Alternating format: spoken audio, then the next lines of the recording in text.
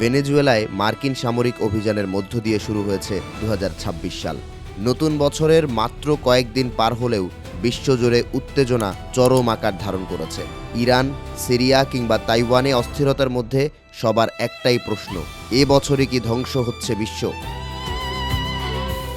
রহস্যময়ী Bulgarian নারী বাবা ভাঙা থেকে শুরু করে আধুনিক সময়ের প্রবক্তাদের চাঞ্চল্যকর সব দাবি ঘিরে এখন তোলপাড় দুনিয়া। মৃত্যুর ৩ দশক পরেও কেন বাবা ভাঙাকে নিয়ে এই শোরগোল? কারণ ২০২৬ সাল নিয়ে তার কথিত ভবিষ্যৎবাণীগুলো রীতিমতো শিউরে ওঠার মতো।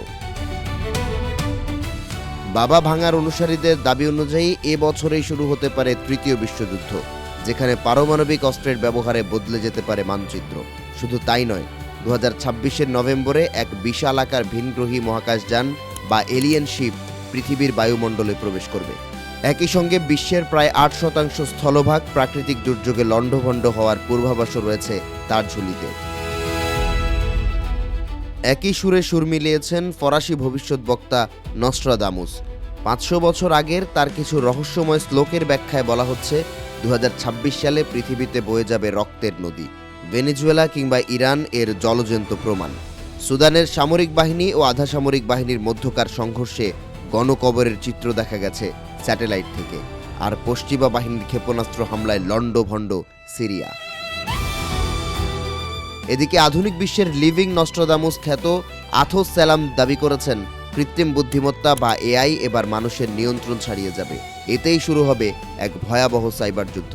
এছাড়া মহাকাশ থেকে ধেয়ে আসা আগুনের গোলা পৃথিবীতে আঘাত হানতে পারে এমন তত্ত্ব ঘুরপাক খাচ্ছে ইন্টারনেটে।